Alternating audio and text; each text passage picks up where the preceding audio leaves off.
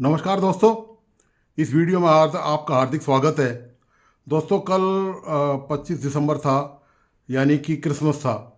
और पूरी दुनिया ने क्रिसमस यीशु के जन्मदिन को बहुत ही धूमधाम से मनाया। आपको बताइए कि ये क्रिश्चियंस का सबसे बड़ा त्यौहार है, यीशु ईसा मसीह का जन्मदिन।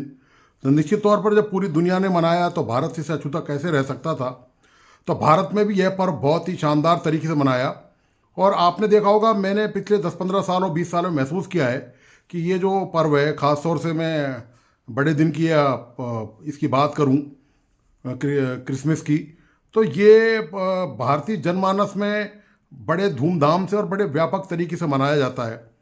और इसी का प्रभाव है, परिणाम आप देख लें कि प्रधानमंत्री नरेंद्र मोदी ने भी क्रिश्चियनों के साथ यह पर्व बहुत धूमधाम से मनाया। बल्कि उन्होंने अपने आवास पर यह इच्छा जाहिर करी कि उनको भी इस पर्व में शामिल होना चाहिए। और साथ में उन्होंने जितनी भी माइनॉरिटी कम्युनिटी थी पूरे देश की, वो जो माइनॉरिटी कम्युनिटी फाउंडेशन कोई ऑर्गेनाइजेशन है, वो उसके जरिए तमाम जो उनके जो धर्म के लोग हैं उनको प्रधानमंत्री आवास पर बुलाया गया। और बाकायदा वहाँ पर जो जिंगल बेल है और जो प्रार्थनाएं जो यीशु के लिए गाई जाती है वो गाई गई। और सब लोगों ने वहाँ मिलके पर्व मनाया। और प्रधानमंत्री ने बाकायदा वहाँ पर संबोधन भी दिया और उन सबका अभिवादन भी किया। और साथ में ये कहा कि जो क्रिश्चियंस हैं भारत में, उन्होंने भारत की शिक्षा में और चिकित्सा के क्षेत्र में, सेवा के क्षेत्र में बहुत ही ज़बरदस्त योगदान दिया है। साथ ही प्रधानमंत्री ने यह भी कहा कि उनका बहुत पुराना नाता है। जब वो गुजरात से चुनाव लड़ते थे तो वाडनगर में जो बहुत बड़ी आबादी, काफ़ी संख्या में क्रिश्चियन भी मतदाता हैं, तो वो उनका बहुत बड़ा सपोर्टर रहे हैं। ये पूरे भारत का सीन मैंने आपको बताया। दोस्तों, निश्चित तौर पर यदि क्रिश्चियन कम्युनिटी के साथ कुछ भी ऊंचा नीचा भारत में हो रहा होता, खास तौर से सरकार की अपन बात करें, यदि सरकारी स्तर पर हो रहा होता, तो जितने भी जो क्रिश्चियन कम्युनिटी के जो फादर हैं या जो उनके धर्म के वरिष्ठ जो चर्चों के जो प्रमुख हैं, वो प्रधानमंत्री के समारोह में नहीं आते। क्योंकि जब पूरी कम्युनिटी कहीं ना कहीं मानसिक या किसी तौर पर आहत होती है तो कोई भी नहीं आता। लेकिन निश्चित तौर पर भारत में क्रिश्चियनों का ये खुशहाली का प्रतीक है कि उन्होंने वहाँ पर प्रधानमंत्री के आवास पे जाकर और इस त्यौहार को सेलिब्रेट किया। तो ये तो भारत की दोस्तों स्थिति है। अब ज़रा पड़ोसी मुल्क पाकिस्तान में क्रिश्चियनों का हालचाल जान लेते हैं कि वहाँ पर क्रिश्चियनों की हालत क्या है। तो दोस्तों, हालचाल जानने से पहले मैं आपको थोड़ा ऐसे बैकग्राउंड बता दूं एक रेफरेंस में, कि पिछले दिनों वहाँ की जो कार्यवाहक सरकार है, इसके प्रधानमंत्री हैं अनवारुल हक काकड़, उन्होंने ये तय किया कि भारत में माइनॉरिटीज़ के साथ अत्याचार हो रहा है और इस मुद्दे पर वो मानवाधिकार उल्लंघन का मामला बनाएंगे। और उनका कोई तथाकथित मानवाधिकार संगठन है, वो उसने कोई डाटा तैयार किया है और वो उनका ये कहना था कि इस डाटा को वो यूनाइटेड नेशंस के सामने संयुक्त राष्ट्र संघ में पेश करेंगे। दोस्तों, ये वो है ना कि वो छाछ बोले तो बोले और छालनी भी बोले, जिसमें 70 छेद। तो ये पाकिस्तान का हाल है। पाकिस्तान में माइनॉरिटीज़ की क्या हालत है।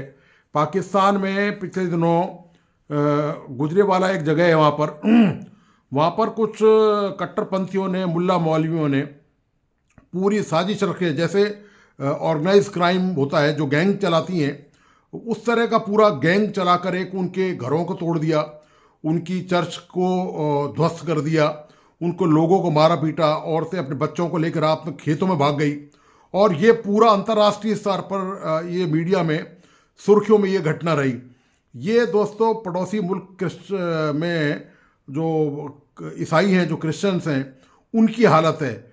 और एक तरफ हमारे प्रधानमंत्री हैं जिन्होंने ये संदेश देने का कोशिश किया है पूरी दुनिया को कि भारत सभी धर्मों में विश्वास रखता है, किसी के साथ कोई भेदभाव नहीं करता। और इसी कारण माइनॉरिटी को उन्होंने इस ढंग से प्रोत्साहन दिया और उनको सम्मान किया। लेकिन पड़ोसी मुल्क पाकिस्तान में आप देखेंगे हालात बिल्कुल प्रतिकूल हैं। वहाँ माइनॉरिटी किसी भी तरह सेफ नहीं हो, चाहे वो क्रिश्चियन हो, चाहे वो हिंदू हो, या कोई दूसरी और जो माइनॉरिटी हो, उनके साथ उनके घर जला देना, उनके घर तोड़ देना। और यही नहीं, आपको बताइए होगा कि आपको जब बता दूं मैं, वहाँ के जो संविधान है पाकिस्तान का, उसमें साफ तौर पे लिखा हुआ है कि इसमें जो शीर्ष पद है, मतलब सर्वोच्च पद है, राष्ट्रपति हो या प्रधानमंत्री हो, उन पदों पर कोई गैर मुस्लिम वहाँ पर चुनाव नहीं लड़ सकता, नहीं आ सकता।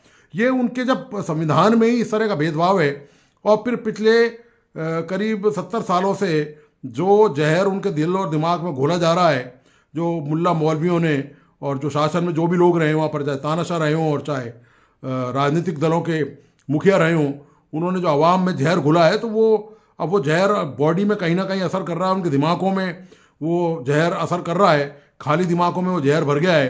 अब वो जहर निकालना आसान नहीं है। तो यही वजह है कि माइनॉरिटी में वहाँ हिंदुओं की संख्या जहाँ पहले 15, 20, 25 थी, वहाँ सिमट के 1 या 2% रह गई है। और यही हाल वहाँ क्रिश्चियनों का है कि क्रिश्चियनों के साथ भी वहाँ आए दिन मारपीट होना, अत्याचार होना, उनके घर तोड़ देना, उनकी मस्जिदें तोड़ उनके चर्च तोड़ देना, ये तमाम हाल हैं। और इसका बयान मैं यहाँ से नहीं कर रहा, इसका बयान वहाँ जो पाकिस्तान में जो क्रिश्चियन रहते हैं, भारत में जो क्रिश्चियन रहते हैं, वो भी आपको दिखाऊंगा कि उनका क्या बयान है।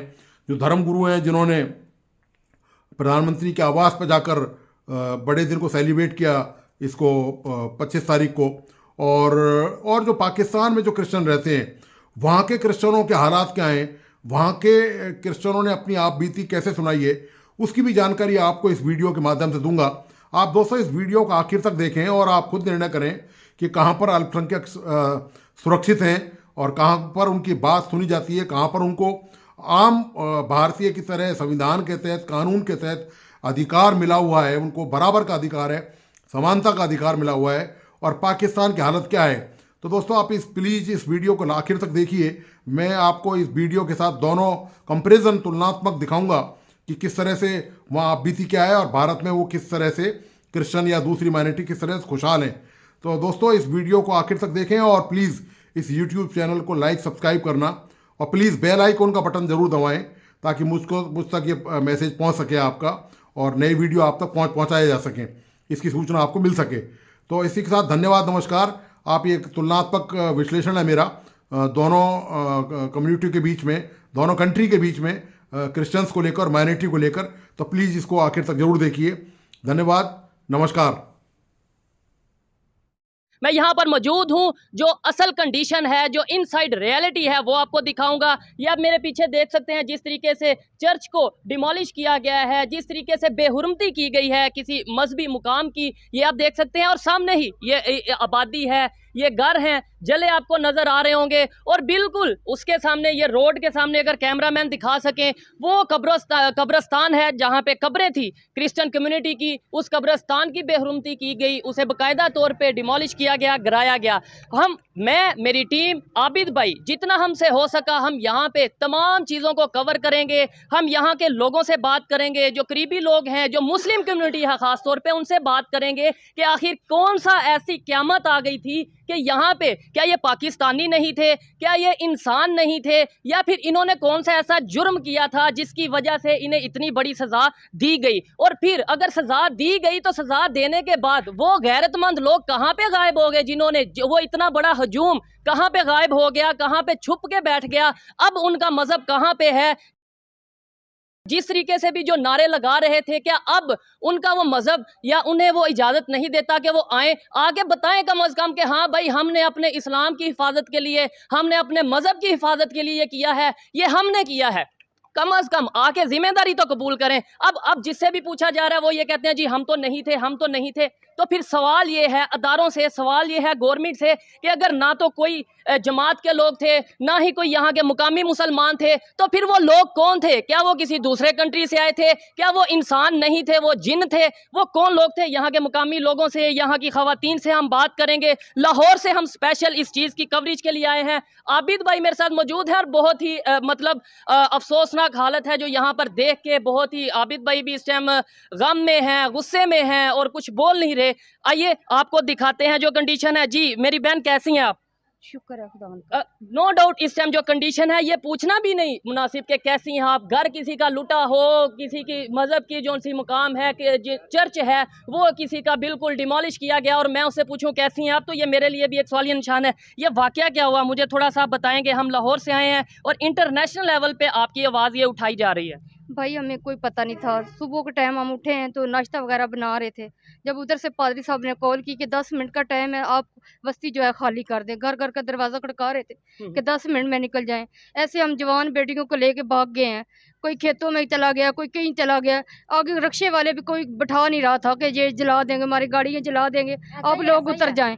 हमें लेके भी नहीं जा रहे थे, वाले भी हमें नहीं बिठा रहे थे। ये इतना वो बड़ा, इसलिए हमारे इतने इतने छोटे छोटे बच्चे थे, फिर भी हमें कहीं पे पनाह नहीं मिल रही थी। क्यों क्यों हमारे साथ ही ऐसा होता है? बार बार इसी बात का इजहार किया जाता है कि हम लोगों ने कुरान की तौहीन की। हम कुरान कहाँ से ला सकते हैं?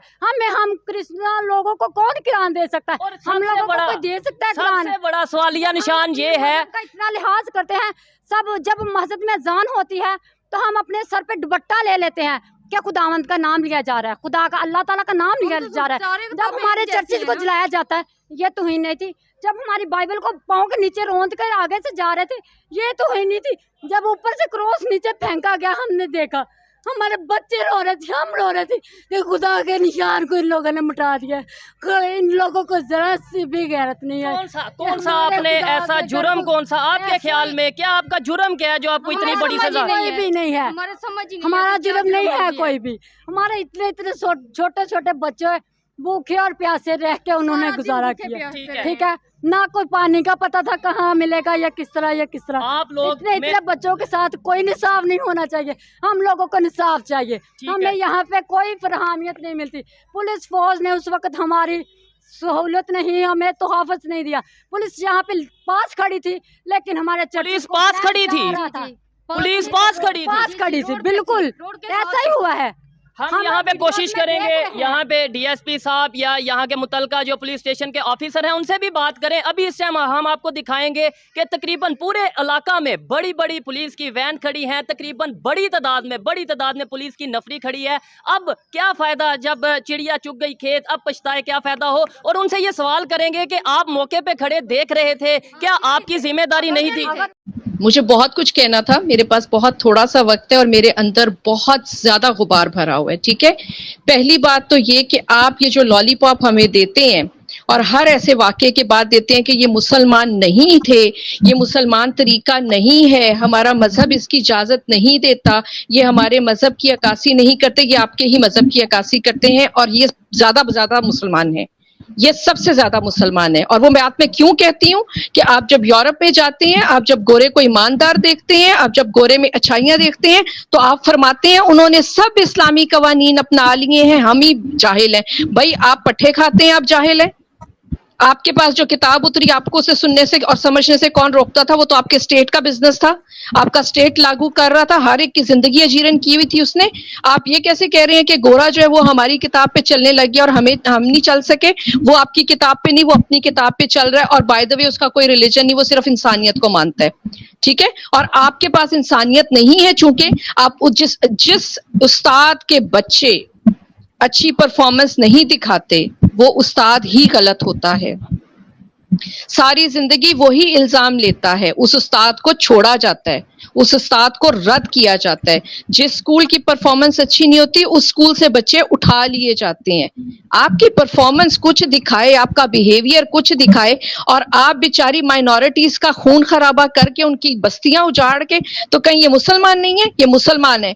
मेरे कहने पे आप एक सर्वे करके देखें, आपको सिर्फ 10% मुस्लिम मिलेंगे जो इस चीज को दिल से कंडेम कर रहे होंगे। ये अपनी महफिलों में गले लग लग के मुबारकें देते हैं, इनके एजेंडे में है, इनको ये सिखाया जाता है पैदाइश से गले काटो, ये जहाद है, हर चीज जहाद है। मैं एक ऐसे आदमी की बेटी हूँ जो मुसलमान था और क्रिश्चियन हो गया था, वो सारी जिंदगी, वो अभी हयात हैं, ठीक है, असगर अली उनका नाम है, वो सारी जिंदगी उस तलवार के नीचे जिया है कि उसने अपना दीन क्यों बदला है।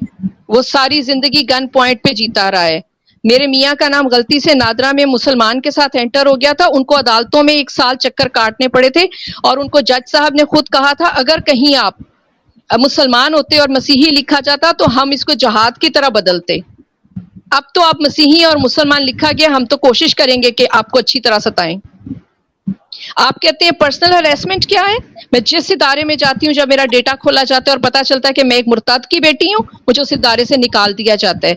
वसीम साहब इस बात को अच्छी तरह से जानते हैं, इनके साथ मेरी जब से जान पहचान है, कई इदारों में मैं गई, बहुत प्रेस्टिजियस पोस्ट पे मैं अपॉइंट हो जाती हूँ, क्योंकि ऊपर वाले का करम है कि मैंने अपनी एजुकेशन खुद पढ़ के ली है, खुद पढ़ के मेहनत करके ली है। मुझे वहां से निकाल दिया जाता है जब मेरे डेटे की स्क्रूटनी की जाती है।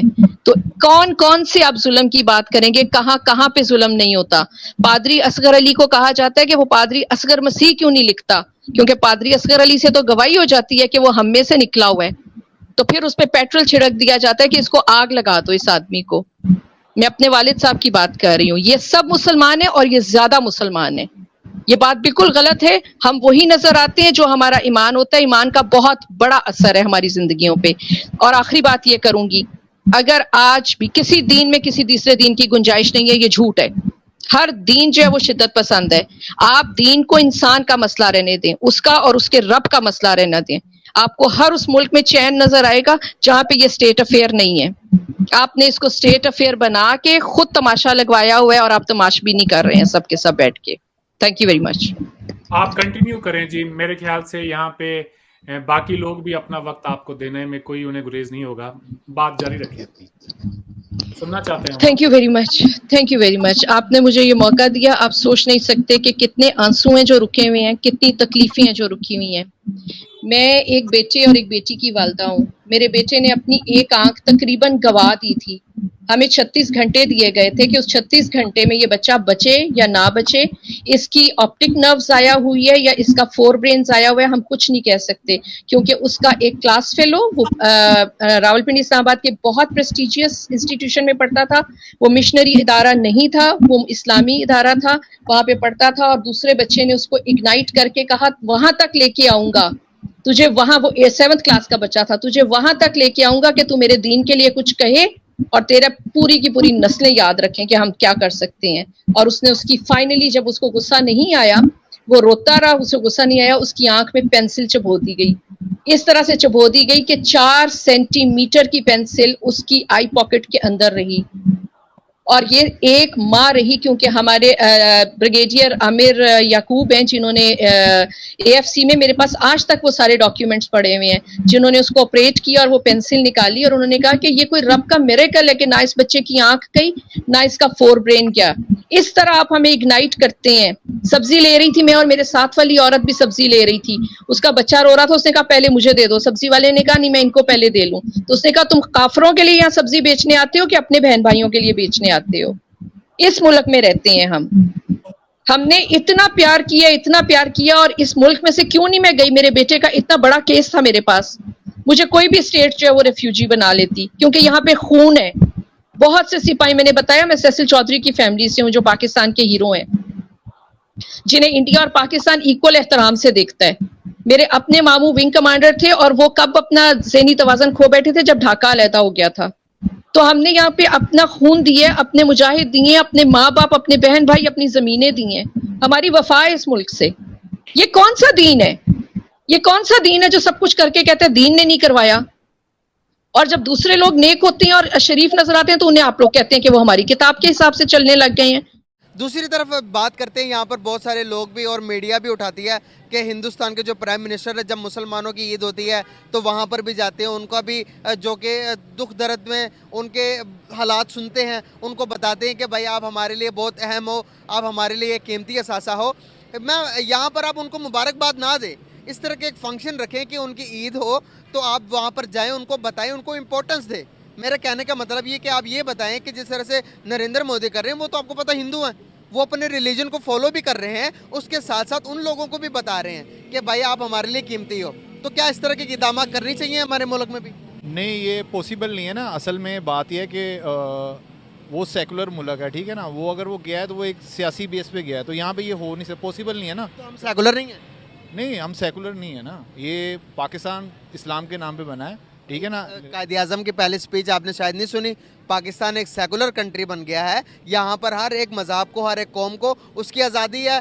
ईसाइयों को चर्च में जाने की, मुसलमानों को मस्जिदों में जाने की, हिंदुओं को मंदिर में जाने की। नहीं, उस एंड से तो ठीक है, आज़ादी तो है उनको, मेरा मतलब जो भी उनके मामलात हैं, जिस तरह वो इस त्यौहार को पूरी दुनिया में सेलिब्रेट किया जा रहा है, यहाँ पे भी वो वैसे ही कर रहे हैं। कोई इनको कोई डिस्टर्ब तो नहीं किया जा रहा ना, कोई इसके अंदर कोई या आप चैनल के ऊपर उठा के देखें कोई उनके लिए कोई क्या कहते हैं वो उनके अगेंस्ट कोई बात तो नहीं ना की जा रही। तो फ्रीडम इसी को कहते हैं, और से फ्रीडम तो नहीं कि हम उसके साथ कंट्रीब्यूट करें उनके इस त्यौहार के, क्योंकि हम जिस एंड से लेते हैं वो तो आपको आइडिया है, हर चीज़ ओपनली। आपको लगता है कि यहाँ पर अगर आप उनको मुबारकबाद खैर तो नहीं और उनके दुख में भी शरीक होंगे या उनको जाकर इम्पोर्टेंस देंगे, इसमें भी हमारे लोग जो है वो इसकी इजाज़त नहीं देंगे? आपका कहने का मतलब? नहीं, लोग नहीं, हमारा मज़हब इजाज़त नहीं देता इस चीज़ की। हमारा मज़हब तो बहुत वसी है भाई। हमारा मज़हब ने कभी भी आप सल्लल्लाहु अलैहि वसल्लम ने देखा होगा कि आपने नॉन मुस्लिम के साथ बैठ के भी रोटी खाई है, खाना खाया, पानी पिया, एग्री करेंगे, पढ़ा होगा आपने? जी जी बिल्कुल। उन्होंने तो कभी मना नहीं किया कि जब तक आप किसी को ज़रूरी नहीं कहेंगे कि आप बहुत ज़रूरी हैं,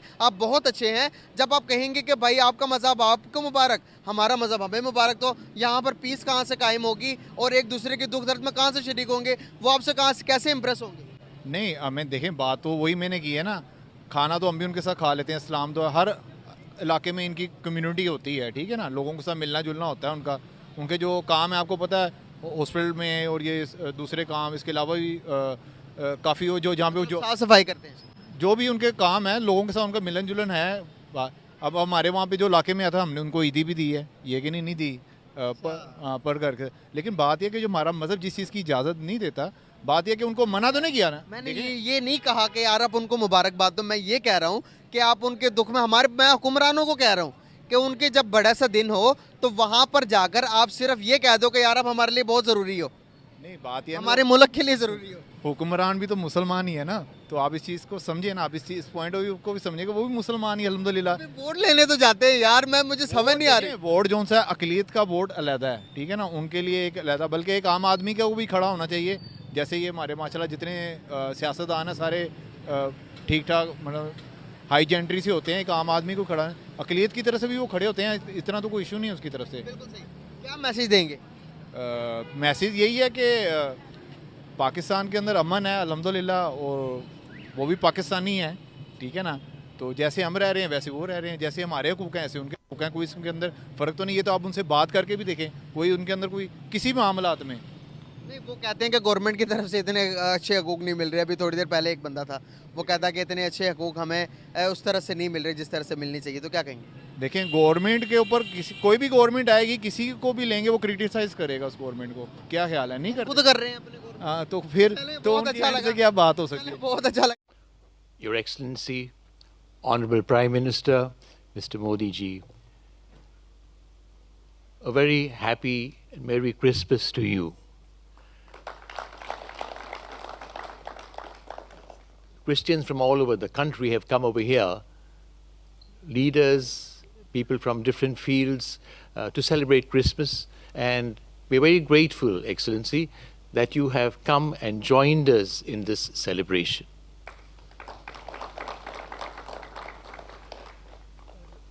Christmas, the message of Christmas, the birth of Jesus is most transforming. We've heard the little children giving us the mood of Christmas. I think no event in the history of the world has inspired more composers of music, poets, dramatists, artists to speak about Christmas is the most spoken about and composed about. The message of Christmas is that God loves the world. God cares for the world. Christ came to give hope that God is in control, things will always be good. Christ came to teach us above all that we are all brothers and sisters, children of the same Father, and therefore to live as one family, caring for one another.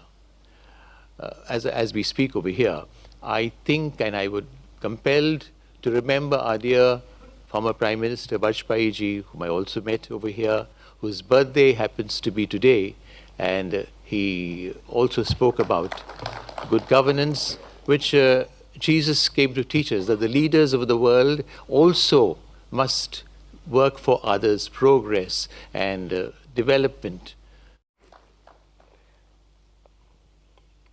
A very good morning, Honorable Prime Minister and all esteemed guests. Merry Christmas to you all. As a sports person, sir, I was here for almost 25 years. and what I'm seeing then and now, a lot of changes. When I got India's first global medal 20 years back, even my department was not ready to give a promotion. They were saying it's not in there. But after when Neeraj got a medal, I have seen the changes, sir. A lot of changes, the way how we are celebrating, how you are celebrating, sir, and how all India is celebrated. Actually, I'm envy with them because I was in a wrong era.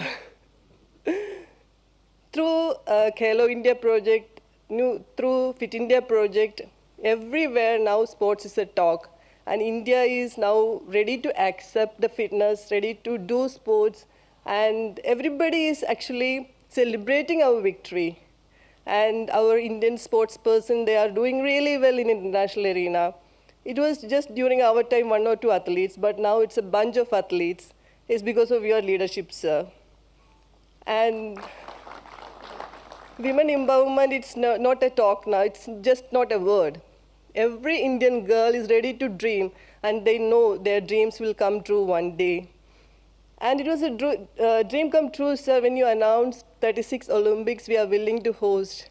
We already started preparation, we already started meeting for that, and I'm ready to witness that big glory. India will be on the top of the world, sir. Thank you very much. देश के लिए जो प्यार है, जो भक्ति है, as citizens of this country, पूरे प्यार के साथ हम देश के उसारी के लिए, देश के निर्माण के लिए हमने कार्य करे हैं, करते रहेंगे, और कोई भी बलिदान हमारे लिए कम नहीं है.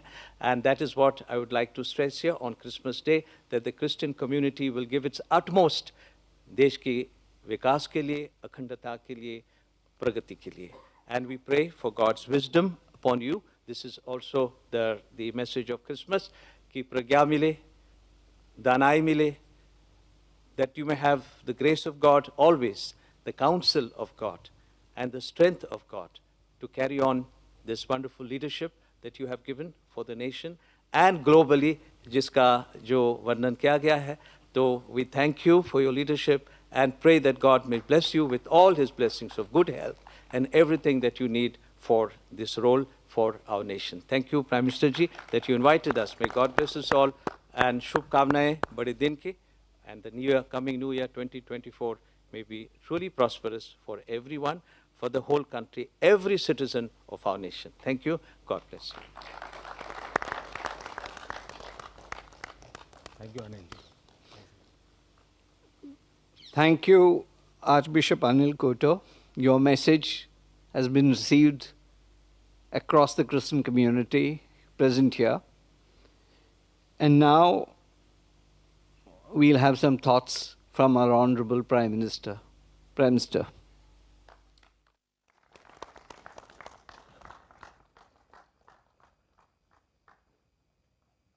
Please.